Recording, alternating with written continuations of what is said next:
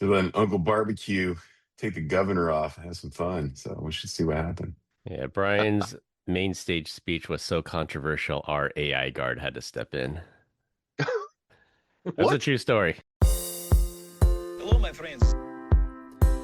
Thank you for joining us for the PEBCAK Podcast, a weekly information security show featuring some all-around good people.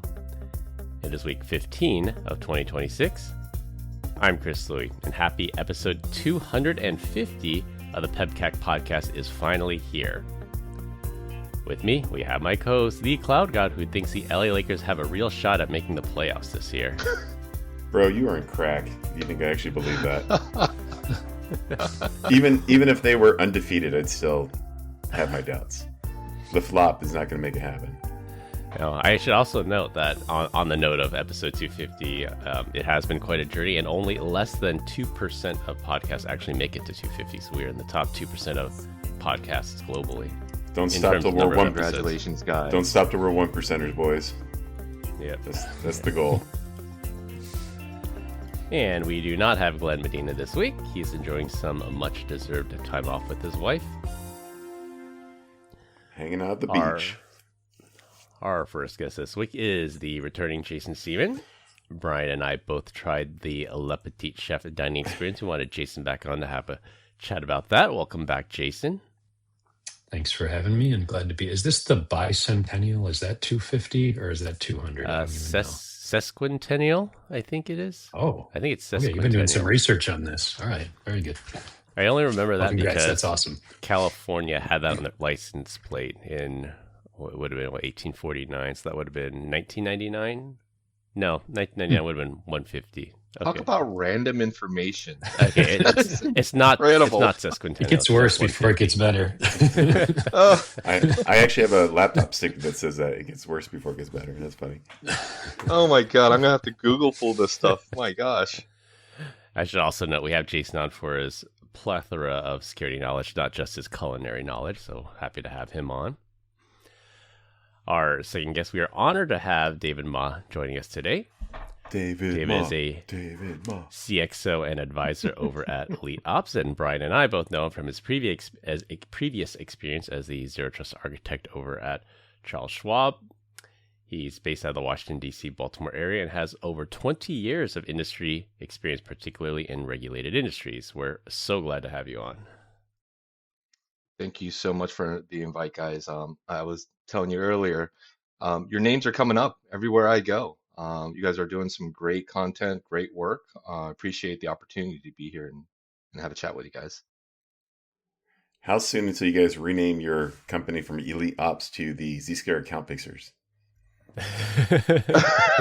That's the byline. That's the sub company name. No, you like honestly, man. You guys are amazing. Every account you guys touch, I'm grateful for. And anytime I hear that you guys are involved, I walk away knowing that we're in good hands. So appreciate the partnership and send my regards to Casey and Eric as well, and Bob. It's a there's so many of company you that they built. Absolutely. Yeah. I mean, we have a lot of rock stars here. It's incredible to be able to move into an organization that has such highly skilled and specialized individuals. You know, these guys are SASE experts, bringing in a lot of that industry knowledge, and it's a really great culture here, and that's what really has enabled us to be as great partners and customer advocates. Right on. And they hire well too. Hey, David, I should add. Are they trying to hire you? Did you know, by the way, David, that your email address is in some amount of jeopardy? The .io extension. Are you familiar with this? I just read about it today. It's interesting, isn't it? Just some island nation somewhere that doesn't exist anymore, I think.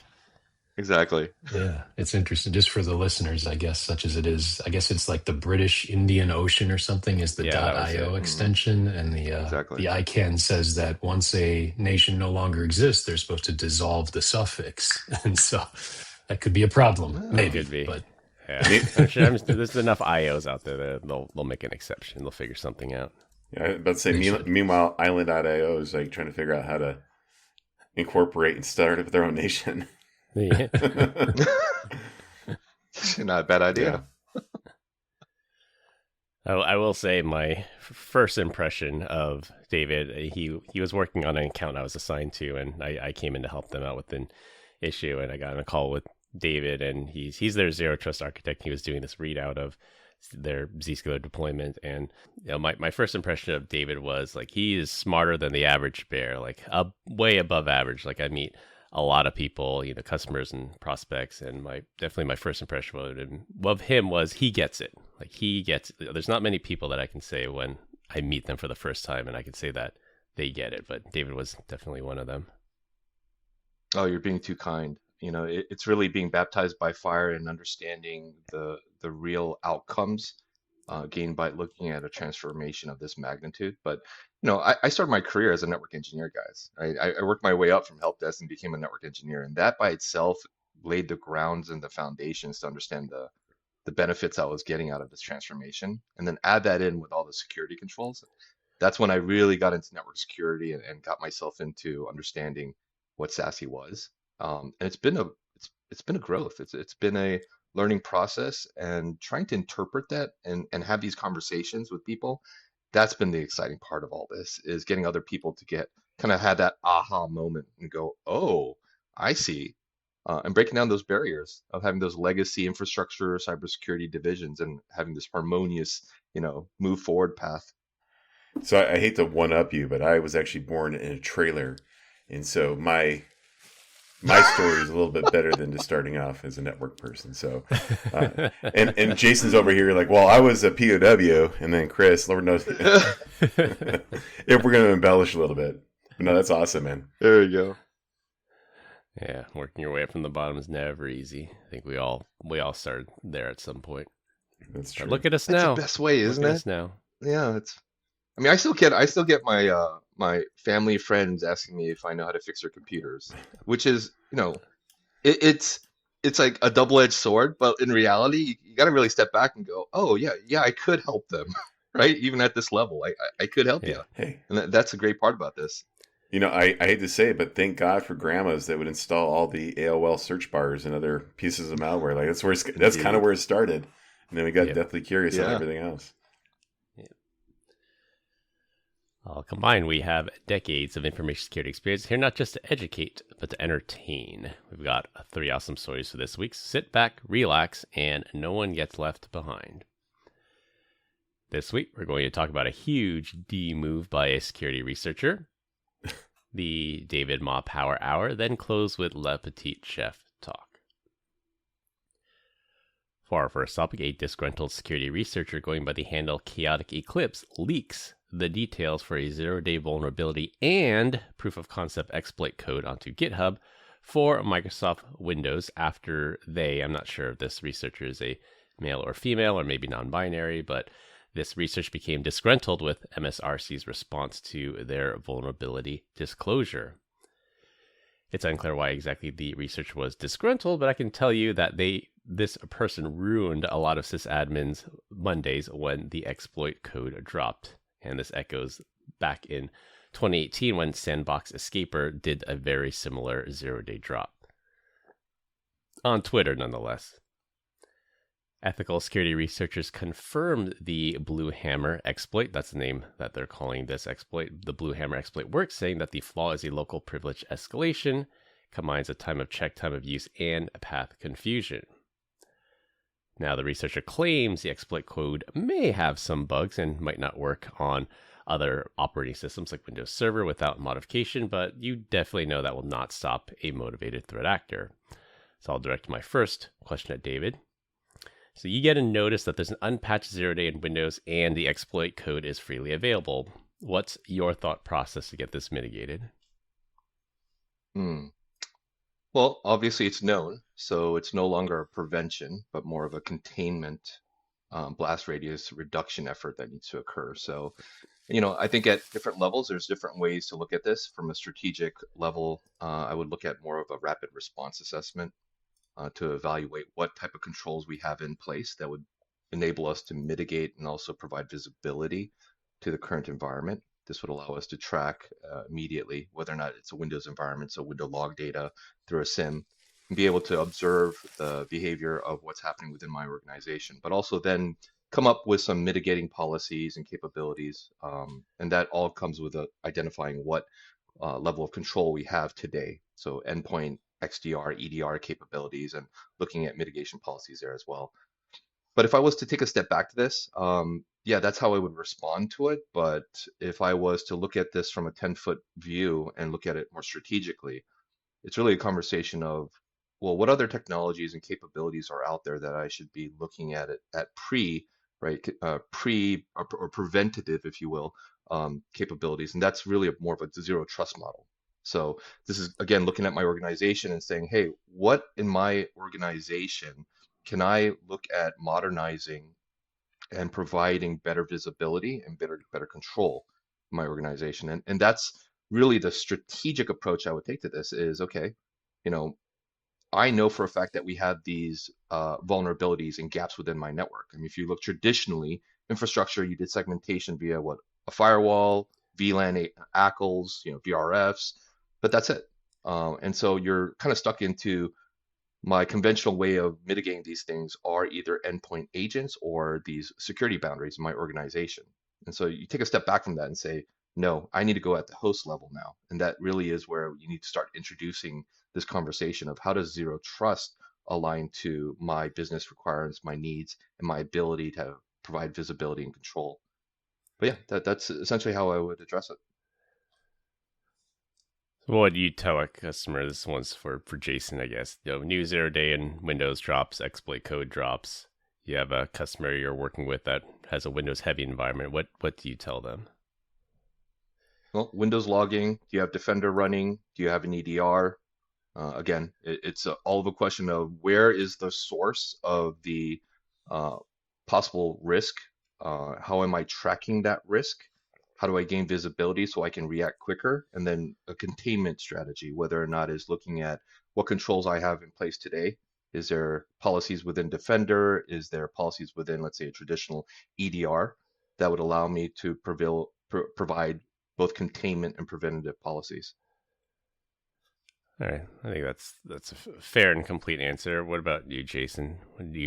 How do you handle customers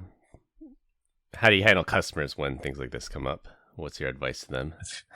I feel like you're going to see my network brain on display because, like, when you've been describing this whole thing, I've just been thinking, like, well, yeah, but how do you get to the server to do this exploit, right? Like, is it something that you have to do locally on the server? Is it something that is, if it has any listening socket, it's vulnerable to? So, like, my first thought on this is it's kind of basically the same thing that David was saying, is like, what are the compensating controls around this that might make it either more exploitable or less exploitable, depending on how this thing actually works out. So, and I think that dovetails into the whole zero trust discussion and, like, what can people really do to knock on the front door? So that would be my, like, mentality, is just figuring out, like, of the universe of Windows possibility within your environment, which ones do you think theoretically could have been exposed to, worst case, an arbitrary internet attacker? But then you should also think about, well, what about a insider or a compromised inside device that's trying to attack it as well? I love what Jason is pointing at there, because there's so many different ways to look at the risk associated with this type of incident, and that is absolutely the insider risk component, the external exposure component, the human and device, error component of it. So I think every piece of that has different compensating capabilities and controls that definitely need to be evaluated. So I agree, Jason. It's a good point. I think it's been a while since we had any of these 0 days in the wild just dropped with the exploit code and no patch available. And I don't know what Microsoft's response to this was, if they put out an emergency hotfix or if you have to wait till patch Tuesday, or if there's some level of mitigations associated with it. But I mean, my thought also went to, like, using deception. That's something that, of course, we offer, but it is something that you can put out there, put out a honeypot, see who's exploiting you, see what IPs they're using, and then block those IPs from getting to your real systems, or helping others in the industry saying, I saw malicious activity coming from these sets of IPs, so just be aware of that. Chris, do you think that part of this was? I'm sorry, I just wanted to ask Chris, like, is this a ethical thing for this person to have released this 0 day? Like, what's the community have to say about someone who does this? Is this guy, like, blacklisted now, not supposed to do that, or were they within their rights to do it because Microsoft wasn't responding appropriately? I think the jury's still out on that. In general, though, I will say in general, the community definitely values responsible disclosure. That gives them a 90-day window to fix it. After that 90 days, then all bets are off. We don't know what this researcher's beef with MSRC was. And I saw, unconfirmed, of course, but I saw reports that said, Microsoft now requires a video proof of every bug submission. And this person's like, well, I don't have time for that. I'm just going to throw it out there. But you got to see the balance, because Microsoft, gigantic $3 trillion company, I'm sure they get thousands, hundreds of thousands of bug reports. They need to find a way to sift through all the noise and find the actual real threats out there, or the real vulnerabilities. So, I see both sides. I've also heard in the past that MSRC is well deserved of some criticism, that they don't handle things particularly well. But overall, I don't know about the initial knee jerk for this reaction from this was a big D move, that they shouldn't have dropped it, plus releasing the exploit code at the same time. Like, I think that's probably where they went too far. But dropping the vulnerability, I think, would have been enough. And again, a motivated threat actor would be able to figure out what component was vulnerable if they even got a hint of where to start looking. I don't think there's a right or a wrong answer to that, right? I think there's obviously improvements at both sides, whether or not that's the cultural acceptance of releasing this type of stuff to the public versus the response from these larger companies. But I would like to one day see these larger organizations give more capabilities to developer QAs and testers out there to be able to vet this stuff out and prove it out within maybe like a sandbox environment, right? So that they could provide that real life, example without having to do the submission of tickets. And that's something that I think a triage team or a risk team would be able to evaluate relatively quickly. But I would like to see companies invest a little bit more in leveraging the community out there, because that's where the best testing occurs. 100%. Bug crowd. The gaming industry does this, right? Yeah, the gaming industry does this all the time, right? They release out beta, alpha testers, and people get to go there and hammer through it. I think something like that as a living, life cycle of a product is something that I would think the industry would like to see. Apple is definitely embracing that. I think we're starting to see the scales tip on that. Apple embraced that maybe a couple of years ago. They said a very select few, like out of every security research in the world, there's like a few hundred that can apply for this special iPhone, and the special iPhone does not have the fuse broken of basically jailbroken. It gives researchers like root level access to the device to do like deep security research, because Apple's such a closed ecosystem. It's impossible. It's a literal black box. Like, you don't know, you put an input, you don't know how it gets the output. But then Apple says, okay, we get it. Like, if you guys don't find it, and you guys and gals, security research, if you people don't find it, then a motivated threat actor will, and that's going to be way worse. So they started opening up these special iPhones for like select security researchers, and that's where we're starting to see the scales tip a little bit. Can you imagine if you opened up this 0-day Windows, you're like, we have so many Windows servers, and the first thing is like NetBIOS must be exposed. You're like, and dodge this bullet, like something like that, something that dumb.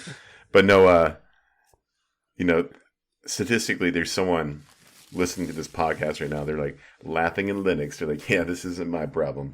And then I'm just looking at this. I'm like, sandbox escapers and in Blue Hammer. It reminds me of I'm a sucker for like a good operation name in the military, Shock and Awe, or Epic Fury, or this one's kind of dark, but the Eternal Darkness, that would be a great.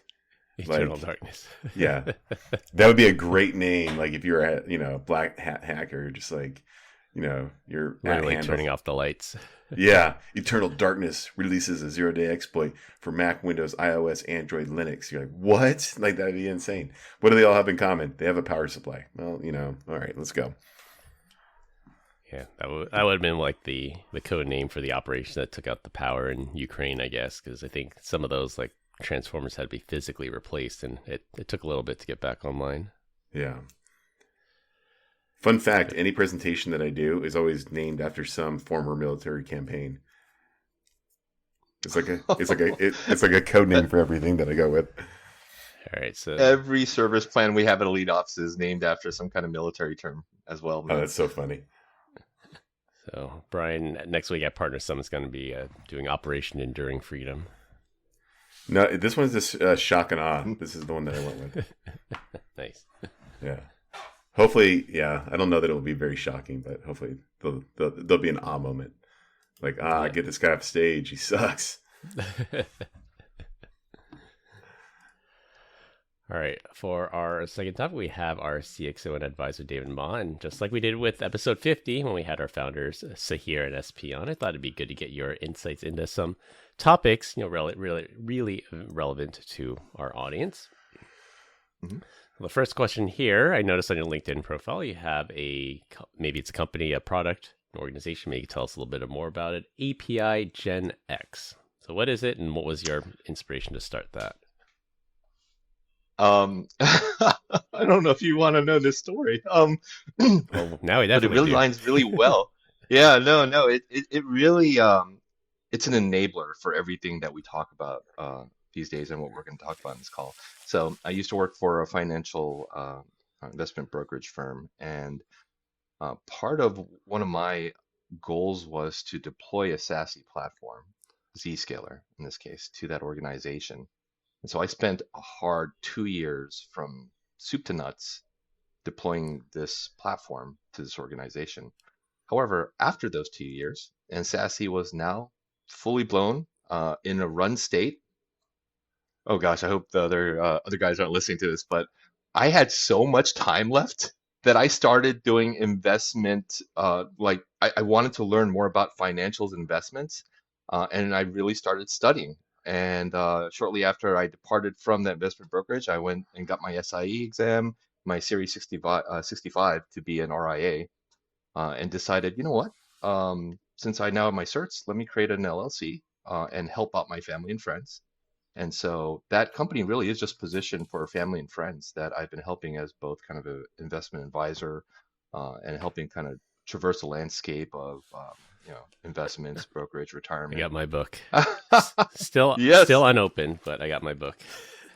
Great, you should. It is phenomenal. It opens your eyes to the possibility. So it's really funny where you ask that question, because it's because of this modernized technology out there, and especially with my experience with Zscaler specifically, and having deployed that and understanding how much time it took and investment it took to deploy it well. But once we got into a run model, I had so much time that I found myself wanting to learn more. And that's what really gave me the ability to go and learn about finances and learn about retirement, learning about investments. And that's really what kind of promoted this ability for me to help out my family and friends. I mean, if you want to be successful, you have to rename it to just drop the P, AIGenX. It's going to go. You'll start helping a lot more than friends and family. So, not to say this is the reality of that, but originally I wanted to build a medical app that provided customer data across multiple hospitals and companies, Make it portable, and have a centralized database. Yeah. So, something that you can carry around. So whichever doctor, whichever hospital you went to, it had all of your medical knowledge with you. And that was the original desire. And it only functionality that I was going to build into a UI was via API. And I'm a Gen Xer, so APIGenX just kind of made sense to me. But that was many, many years ago, right? That I put that on the shelf, and moved on. It didn't come to fruition because of all the regulations associated with it, and I just didn't have the bandwidth to deal with all that. And then this came along, and I decided to reuse it. And the funny part is, all of my family and friends are essentially Asian parents at this point, so it became Asian Parent Investments API. And I kind of API. So Clever. It's not really called that. It's still just an acronym. I don't really have a name for it, but I kind of reused that, and it was comical how I kind of use the acronym for the use case. That's funny. So you're not only tech support for family, you also provide financial advice. Yeah. It's 3 years running now, so hopefully I'm not doing too bad. Yeah, I'm definitely one of those people that Thanksgiving dinner, like, hey, I got a new iPhone and this doesn't work. Can you fix it for me? Yeah. I think we've all been there for sure. Anyone that works even ancillarily close to tech, like you become the family tech support person. Oh, you're the geek squad, right? You're the geek squad of the family. Yeah. Yep, indeed. All right. According to LinkedIn, you are 46 now. I don't think that's any secret since you posted that publicly. Nope. You also mentioned your father and his father both lived to 62, and you want to surpass that age and be there for your kids. Aside from going to the gym, which you post plenty of selfies of that, what more in life? What more life changes are you making to help reach that goal? I know Brian's been pretty vocal about his transformation story as well. He says he wants to be there to walk his daughters down the aisle. Same with myself. I know Jason has children as well. And we all work very high stress jobs in a high pressure environment. So what's your advice on balancing that out? Finding the little moments that you generally disregard as opportunities. For instance, if I'm going to hang out with my kids and have fun, why not make it 30 minutes of throwing a football around or throwing a softball around or doing something active with the kids? I mean, the gym is great. Actually, to be honest with you, it wasn't my willpower that brought me into the gym. It was my son's. My son signed up and I was sitting there watching him and it just dawned on me, why am I not using this opportunity to work out with my son? He's still 13 years old, impressionable, great kid, but scared of his dad and obviously won't ask his dad, hey, Dad, you're fat, come work out with me. But this was me just sitting down and coming to the realization that, yeah, I have a busy schedule. I have a busy life and it's high impact, high stress, but why am I not using these small opportunities to better myself? And that obviously is, I think, it doesn't need justification for that. I think that's just simply a great life, life balance, life, improvement that everyone should be doing. But the reality is, the history of my family, the males in my family, I can only go as far back up to my grandfather, but they all passed away at 62, all with some form of cancer. And so that really impacted me because my father passed away recently about I guess it's 7 years now. And that hit me hard enough that I was like, I want to be around, right? I want to be around for my kids. My parents had me when I was younger. And so I got to experience my adult age with my father. But with myself and my wife having kids at the age of 30, my kids are still in their teens. By the time I get to 62, they're barely scratching adulthood. And I don't want my kids to miss that. And so, yeah, I've got every reason to do it, but I would encourage everyone should be doing this. Find the little things that you find yourself just sitting around, dabbling on your phone where you're just waiting for somebody. Well, find an opportunity here, like wherever it may be, to do some extracurricular activities with your kids, move your body around, really builds a better relationship with your kids, builds a better relationship with everybody around you, and generally you just feel happier. It's tiring, but it makes you feel happier. I definitely think it's a life gets in the way situation. I'm definitely guilty of that. After a long work day, maybe going to the gym or kids extracurricular activity, it's like that's the last thing you want to do is get the glove and ball out. And it's like it's easier just to sit on the couch. But I think you're right. At some point, you got to say there's only so many years that in your life everyone has an expiration date, and you want to find a way to make the most of it. So I've got a question for Brian. Something that hit me like a freight train. Yeah. When I was younger, I had years where I worked out heavy and then years I didn't. And for as far back as I can think, I'd work it out and then you'd have that 24-hour soreness and then you get hit by the 48 and then you're done. Mm-hmm. And then at that point, you're ready to go. That's not happening anymore. It's like if I get sore, I am sore perpetually until the next workout, regardless when that is. The recovery is so much slower. It hit me like a freight train. Yeah. So let's put the cards on the table. So, I'm a big dude. I've always been a big dude. I don't necessarily want to be like a big guy. But I would say, I forget exactly when it was, but I started doing testosterone replacement therapy. So I'll just throw it out there. And there's a lot of benefits to it. But one of the biggest benefits is you can go today, go max out on whatever thing you want. You're going to be sore, but you're going to wake up fully recovered tomorrow, right? Like it's insane. And I don't necessarily want to always lift like that, but it's almost like you're chasing that high. Like you're just like, I want to feel something when I'm doing whatever exercise. So you keep going heavier and heavier and heavier, which isn't always a great thing. I do try to focus a little bit more on higher reps, less weight, more reps. But I do find myself like the ego thing where I look over and I see that 25-year-old dude throwing around some weight. I'm like, all right, listen here, B word, daddy's home. Right. And so I want to do that. Yeah. Do your own research and all that good stuff. There's some studies that were way back in the 50s on like some of the negative effects of it, but it was like done where it was just like the pool of people being tested were 3, and one guy dropped out. The other one was chemically castrated and something else. Like it's kind of crazy. And it's just like, no, like if you do TRT, like then you will get cancer. Like it's I think it's a little bit of a false narrative there. But even with that said, I get my blood work done quarterly. So I go in every 3 months, do that, look for different things. And you'll find if for anyone doing this in year 1, you will put on an incredible amount of muscle if you want. Like if you actually go out there, then it kind of does plateau. But then the benefit around it is you become kind of addicted to the gym. It's good to be in there and lifting and all that good stuff. You're not having to take a cat nap 2 or 3 times a day anymore, right? Like you just sleep, you know what I mean? Like you sleep better. More energy. Yeah, more energy. And then the mental fog kind of goes away as well. So like all those things are definitely there. But the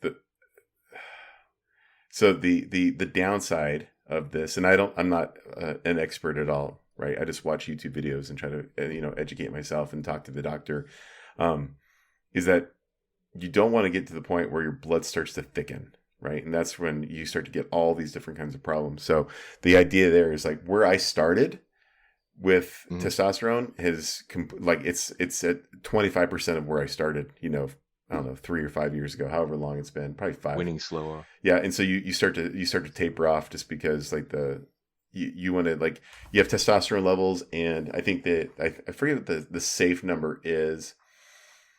I think it's but you're so strategic about this. That's what blows my mind. Like me, I'm the guy that goes over to this gym that's supposed to do workouts, and I kind of liked it, so I hand over my money and I just attend, and then I grumble as I walk away sore. Yeah. And that's like the extent of my understanding of working out at this point. It's just I'm going over there, sweat my butt off, and I'm hoping that this is benefiting my body overall. Yeah. And these days I'm just realizing I am perpetually sore. I'm walking around like I look 80. I would say like even if you're not lifting, once you hit your 40s, you're just sore. Like you wake up and you're like, I sneeze and throw out my back, right? Like if you're wondering how I'll do in a marathon or a fight, just know that like the other, whatever. I won't even say this one, but the reality is like testosterone levels, when you get over the 40 years old or older, they can be, 350 on kind of the lower end to like an 800 is healthy. Or considered high test. And so then according to doctors, you don't want to go over 1,000, right? And so I try to keep mine right around the 750 to 800 mark. So I'm definitely on the higher end, but like, something that's manageable. Yeah, I mentally and mentally and psychologically, I'm always a high strung type individual. I'm always looking for the next big thing to work on. I'm always pushing myself. Yeah. And so mentally, I think I'm there already, but it's the physical is just not catching up, right? It's like I'm dragging my physical state. My mental's ready to go 100 miles per hour. My body is just dragging at 20 miles per hour. So I think a part of the issue that I still have now is I love doing the workout. I love the experience, but something's got to catch up because my body isn't recovering fast enough, and I'm just perpetually in pain. Yeah. So number one, I'm sure there's, for the people that have seen me, they're like, I knew it. Like they're just saying it right now. I'm like, whatever. And I will also tell you that without it, I think I would probably be built like a bag of mashed potatoes. So Let's be real. Like it is definitely a cheat code to life. And there's probably some stuff that other auxiliary benefits that are probably not worth talking about on the podcast that come along with it as well. So I have the same question for Jason. How do you balance a demanding career in tech and security with family and personal health? Boy, I feel like hopefully I'll speak to some other listeners, because I'm always like sort of mix of like impressed and just feeling that I'm wired differently, because I don't want to push myself this hard. Like that's not my goal. So like my philosophy on all this stuff is like, I try to do everything in like a low degree of moderation, right? Like I'm much more of like, hey, I'm just gonna like, my whole thing, I just do like a 5K on the treadmill every day, like walking. I don't run. I just walk. You know, it takes me 45 minutes to do a 5K. That's like my pace, by the way. It's all right, as long as you finish. And, you know, I'll take a walk around. Like I'm not trying to get my heart rate spiking. I'm not trying to like pump a bunch of iron. I'm not super competitive about that or really anything, you know? So I think like maybe my hope is there's multiple paths to success here, because my hope is like, hey, maybe for some people being very intense and intentional about it and taking the supplements and all that, like I can really see like, wow, that's going to produce some awesome results. But I try to make my own peace with it and say like, that works for those people. It's not going to work for someone who's wired the way that I am. So like in my mind, I'm like, I don't want to get involved in all that stuff, because I feel like it would be, you know, I'd be forcing myself to do something that I wasn't comfortable with. And I think that's, you know, broadly speaking, a thing that's good to figure out about your life in general is like, what kind of person are you? And like, whether if it's you're trying to have a better relationship with your kids, or whether if you're trying to work out more, like understanding who you are and like how you're wired is going to help you interact more positively with the world, rather than just, hey, I saw this thing on YouTube, I saw this guy doing that, I saw that guy doing that. You'll always be chasing something that you're not in that case. So we'll see who lasts longer. I don't know. You know, the audience won't be able to see the visual here, but Jason is like, he looks fit. And the only thing that comes to mind is what we just talked about earlier. Prevention versus triage. Jason is prevention, right? He's prevention. So we're triage. I can't speak for Brian, but I feel like we're triage here. He's prevention. I agree with that. Jason, are you a runner? No, I hate running. Can't stand running. Right? Do you hike? Do you do a lot of cardio or no? No. Just blessed with great genes. All right. Yeah, dude, I have great genes and I sleep a lot, and yeah, that's I think you know what I did once, I did that like calorie tracking for like 30 days. Remember like MyFitnessPal or whatever was the hot app at the time. Yep. And I've always been sort of like of a thin build. And what I realized after that 30 days of putting no effort into my diet was apparently my body sort of self-regulates. Like every day I would end up at my calorie goal just kind of without thinking about it. So like I would never go over or under. And that's kind of what I mean by like my natural personality is moderation. So I think that's also built into my body to some extent to just like naturally modulate to where it's supposed to be. You know? I eat the same way Doc Brown refuels the DeLorean at the end of Back to the Future. Just like, did someone hit a trash can with a time machine? No, make it lunch. Like, just. I've tried every variation. The hunger strikes. I've tried the optimizing the food. I've tried eating better. At the end of the day, it's the amount basically. So I did try doing the eat whatever you want, but just smaller amounts. And what I noticed is that doesn't change the craving, but it reduces how much you can put in your stomach, because your stomach naturally gets smaller shrinks, and smaller. Yeah. So that's the only thing that I've actually been able to stand, behind, because everything else, it didn't matter what I was eating. It was just really the quantity that was impacting how big my face and my gut would get. I mean, it's just science. At the end of the day, you can't beat science. Like, it's calories in, calories out. And, you could make the argument that if I do more crunches, I'll burn belly fat, or if I do more weightlifting, I'll burn my underarm fat or something. But, at the end of the day, it's calories in, calories out. Because I know people at the gym, they go consistently 3 days a week, 4 days a week for an hour a day, and they're not losing weight. And it's like, you got to burn the candle from both ends if that's what your goal is. I promise you I have a 6-pack underneath this. It's there somewhere, I promise. You got to find it. Yeah, I got to find it. All right, I think we could wrap up on this last question for David, then we'll move on to our final topic. So David, in your experience, you've worked with a lot of organizations in your past career and your current role as well. What do many organizations overlook in key critical areas in a SASE journey? We do call it a journey because it's not a destination; it is a journey. That often leads to gaps in performance, security posture, user experience. What is most commonly overlooked? It's not the tech guys; it's the culture and the vision. What I see a lot of companies lack when we get into these engagements is really that the mantra, the mandate from leadership, right? Trickling down into the organization. Because one of the key things that people will realize is you can't look at these modernized technologies and think that you can put them in their original silos, where we originally had information security, cybersecurity, network security, networks, identity. We're starting to see this culmination or evolution where each of these areas are starting to become highly reliant, right, of each other and are the building blocks to this journey. And so people need to really look at when you're ready to modernize, when you're really ready to transition to SASE, and particularly Zscaler, because I support Zscaler because you guys are you guys are providing some of the best capabilities out there with that user experience wrapped around it. Is that companies just assume that they can take this technology and put it in these silos and go forth and do the work. And although that still works, there's so many hurdles and roadblocks that I feel as though could have been mitigated if it was top down and that strategy is prioritized and people understand the magnitude of what they're about to do. You're about to transform the user experience. And well, what is that user experience? Well, that's everything that user has access to, everything that you provide as an organization.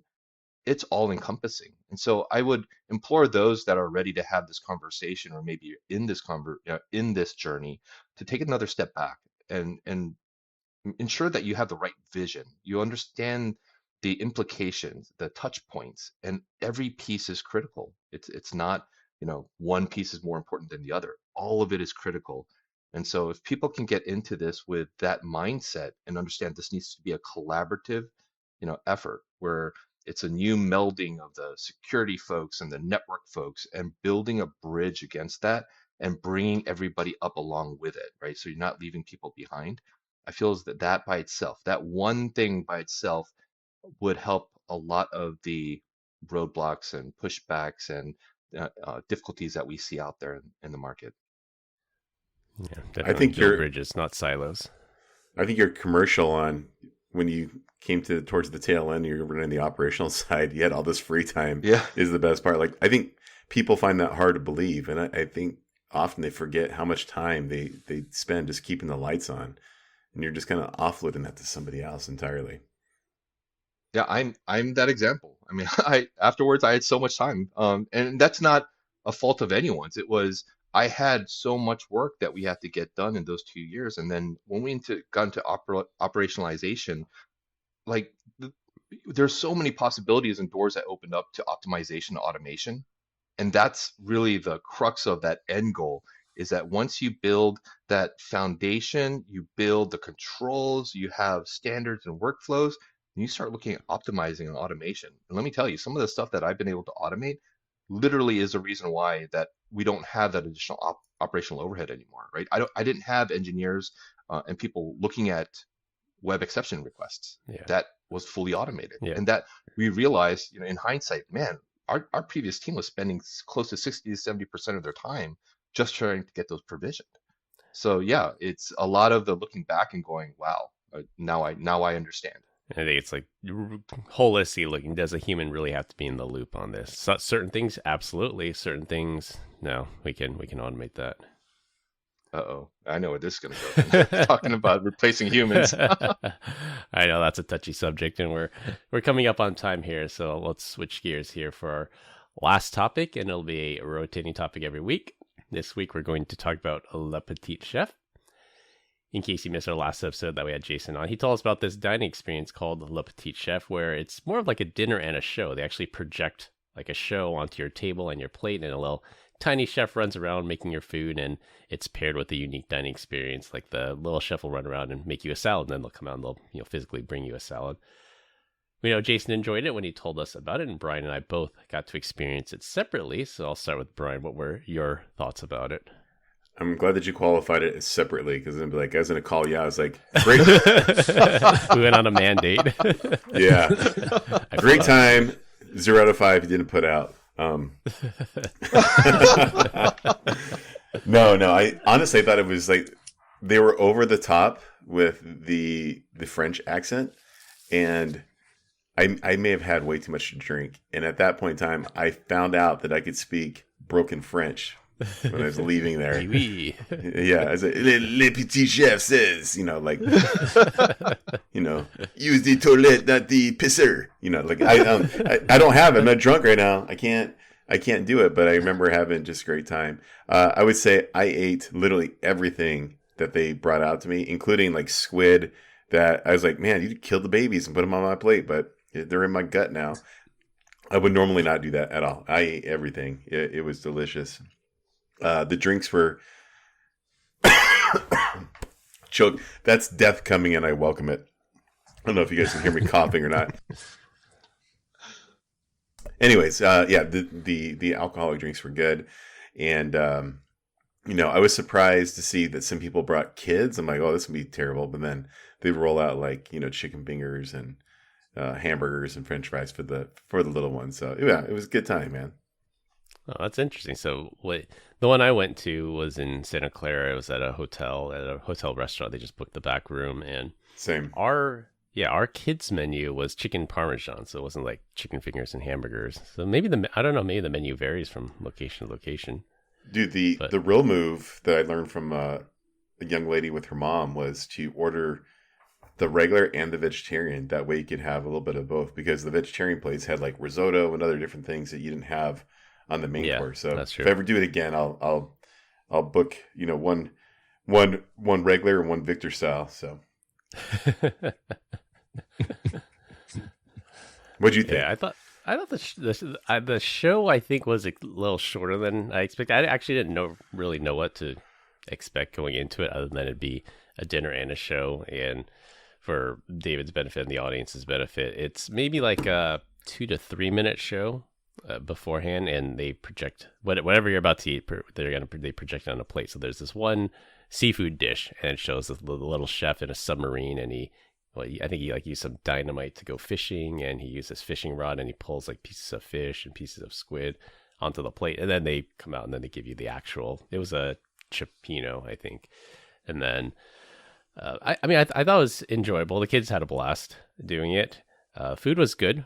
I would say I would say it was great. It wasn't exceptional, but I would say it was great. I would consider it great, and I think for the price to value, the actual cost I think was okay. I think it was worthwhile to pay that. But then I think for this particular hotel, they added a bunch of fees on top of it, which were kind of not expected. Some were disclosed, some I think were not disclosed, which is against the law here in California. But I wasn't about to raise a scene in front of my family. But overall, I definitely give it a try. I don't know if I'd go back, since we got to experience it once, but I would recommend people at least check it out. I thought it was enjoyable. It was definitely one of the more expensive meals I've ever had. Like, because it was fixed. It was like, we'll just say it was like $200 a plate, right? And then we start throwing in the adult beverages, at $25 a pop. Yeah, it became a very expensive meal. But again, I had a great time. So yeah, it's an experience. So, I mean, in reality, this. Oh, go ahead, Jason. Well, I was just going to say that the technology was pretty interesting to me. Like the quality of the projection on the table was one of the things that really kind of blew me away. Like in my head, I'm picturing it to be this kind of shadowy, like low resolution experience. Like, no, it was very impressive what they did there. And maybe to the point of all this, like in some ways you're just paying for the uniqueness of the experience. So, like Brian said, I think, well, first of all, the food's going to be dependent a little bit on the hotel. Obviously, it's a different chef and a different setup every time to some extent, probably producing a menu that matches the projection. But it was just, it it was so different. And I think that's what we got talking about last time too, was just like a unique dining experience. You should do that thing, right? Like at the end of the day, it's steak and chicken and whatnot, but it's just such a weird thing to do. It's something but normally like dinners nowadays are like freaking 3 hours long. I was in and out of that place in probably 90 minutes, and I probably could have stayed a little bit longer. I really did appreciate that because everything was plated. And again, like it's not a whole restaurant. It's a back room in a hotel. So I think it sat 20 people total. So it was pretty wild. Yeah. How do you repeat that experience? Because you're paying for the experience, and obviously for most people, you'll maybe go back one more other time unless there's another reason why you need to go back. So, I've always been interested in those type of businesses because you always have to garner new customers, right? To experience that.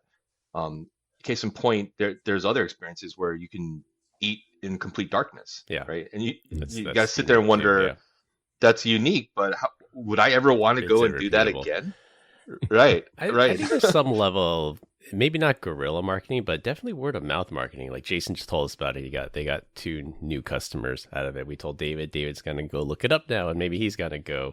Yep. And same with my wife. When I told my wife about it, I'm like, oh, I found out about this amazing thing that Jason told me about. And she's like, oh yeah, I've seen it posted tons of times online. Like I never thought to check it out, but let's do it. So I think it's part of maybe not viral marketing, word of mouth marketing. I would say more so than getting that repeat business. I would definitely go back. I'd like to see with friends. To be honest with you. Yeah, let's share a different audience.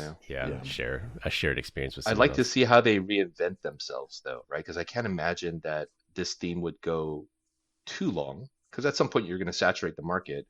The question is, how does a company like this reinvent themselves, right, to make something fresh or something new? And maybe they have like seasons, like maybe it changes, the projection in the video changes every so often. But That'd be nice. Yeah, Brian and I definitely got the same one because we went in a relatively short amount of time difference there. All right, well, we continue to get great comments about our dad joke of the week. Dad joke of the week. This week, our guests, David and Jason, are up. Well, let's go. As David is our new guest, you get to go first. Dad joke. So I asked my computer who its favorite singer was. And it said, Adele. Adele. Adele. All right, Jason, you're in the hot seat. Did you hear that? And I'm kind of excited about this actually, that they made a new building in Shania Twain's hometown to honor her. Yeah, it's the Twain Station. Twain Station. I just gotta say, I'm hunting rabbits. Whenever, wherever. Jason, speech impediments are not a joke. How dare you? It is 2026. We don't do ableism here. Damn. Well, on that note, all right, to wrap things up, follow vulnerability disclosure norms. Give David a call with help on your sassy journey. Check out La Petite Chef for a unique dining experience. That's all I have for this week. We hope you enjoyed this week's episode. You can find us all on LinkedIn. Links will be in the description. Follow us on Instagram at PEBCAK Podcast. Thank our listeners and subscribers. Rate us 5 stars in the iTunes Store and Spotify, and left us a review. We appreciate you all spreading the word to help grow the show. The best way to find us is to search for the PEBCAK Podcast in your favorite podcast listening app. My co-host Brian Deitch and our guests, Jason Seaman and David Ma. I'm Chris Louie. Thanks for listening. We'll see you all next weekend. As always, have a nice day. Bye, Felicia. Have a nice day.